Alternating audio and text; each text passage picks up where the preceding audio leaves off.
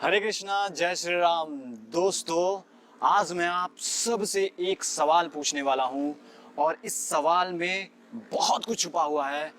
और Bhagavad Gita page number 535 पे ऐसा क्या लिखा है जिसकी वजह से हर बच्चे का भविष्य बदल सकता है, हर बच्चा 100% सक्सेस हो सकता है, ये मैं आज आपको बताने वाला हूँ। तो दोस्तों, अगर आपके घर में बच्चे हैं, टीनेजर्स हैं, लड़के लड़कियां हैं, यूथ हैं, तो ये सवाल आपके लिए है। दोस्तों, आजकल हम अपना मोस्टली टाइम जो है वीडियोस देखने में, वेब सीरीज देखने में, मूवीज देखने में या फिर सोशल मीडिया के वीडियोस को देखने में स्पेंड करते हैं। इन मूवीज को और वेब सीरीज को हम बस इंटरटेनमेंट के पर्पस से देखते हैं, लेकिन हम इनसे बहुत कुछ सीखते हैं। हो सकता है आप इन वीडियोस को देखने के बाद इसमें जजमेंट कर सके कि आपको क्या देखना चाहिए और क्या नहीं देखना चाहिए, लेकिन जो आपके घर में यूथ्स हैं, टीनेजर्स हैं, लड़के हैं, लड़कियां हैं, बच्चे हैं, ये कभी भी जजमेंट नहीं कर सकते हैं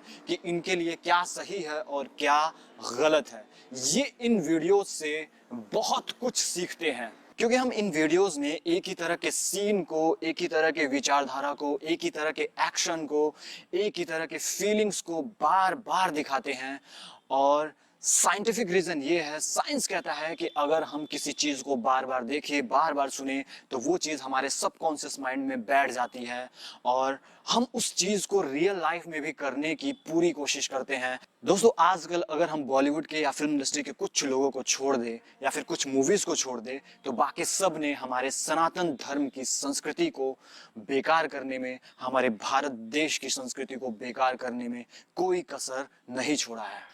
दोस्तों, अधिकतर मूवीज में एक ब्राह्मण को, एक पुजारी को या फिर एक संत को बहुत ही बुरा कैरेक्टर के रूप में दिखाया जाता है। ऐसा दिखाया जाता है कि वो बहुत ही बेकार कैरेक्टर है, उसका कैरेक्टर बहुत ही खराब है। दोस्तों, हमारे सनातन धर्म में जो भगवान है, उनका भी इन लोगों ने मजाक उड़ाया है और बहुत तरह तरह से उनका मजाक उड़ाया है। दोस्तों, आजकल मूवीज के माध्यम से, वेब सीरीज के माध्यम से या फिर गानों के भी माध्यम से अश्लीलता को भारत में अच्छी तरह से ठूसा जा रहा है, मतलब हर किसी के दिमाग में ठूसा जा रहा है। आजकल जो दारू या फिर नशा का सीन है, उसको बहुत अच्छे से दिखाया जाता है, ऐसे फिल्माया जाता है कि वो सबसे ज्यादा स्टैंडर्ड का काम है।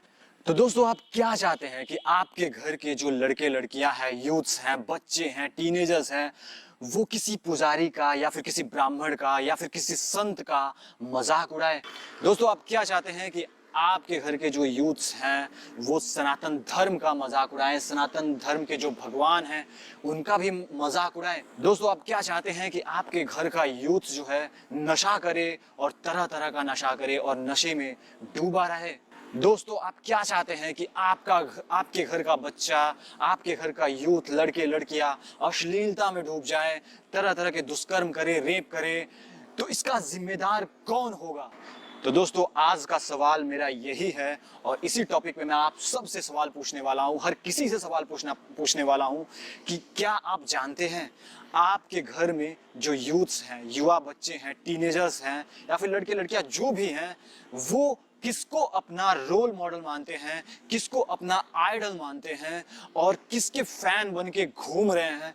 क्या आपने कभी ये जानने की कोशिश की है?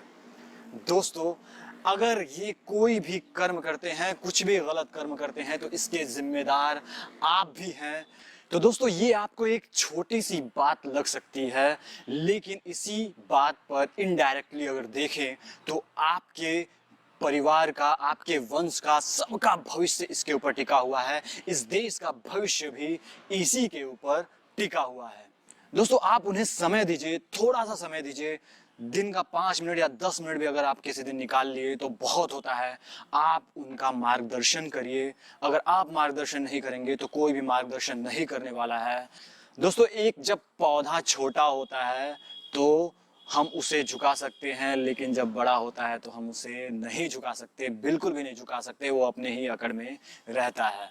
इसलिए सही समय पर आपको इन सारी चीजों का ज्ञान देना बहुत जरूरी है। अपने देश के इतिहास के बारे में बताइए, सनातन धर्म के बारे में बताइए, अपने भारत की संस्कृति के बारे में बताइए, क्योंकि इसे बचाना हम सभी का काम है, किसी एक का नहीं। दोस्तों, Bhagavad Gita chapter 16 page number 535 पे लिखा है, यदि कोई 100 वर्ष जीवित रहता है तो उसे 25 वर्ष तक ब्रह्मचर्य, 25 वर्ष तक गृहस्थ, 25 वर्ष तक वानप्रस्थ तथा 25 वर्ष तक संन्यास का जीवन बिताना चाहिए।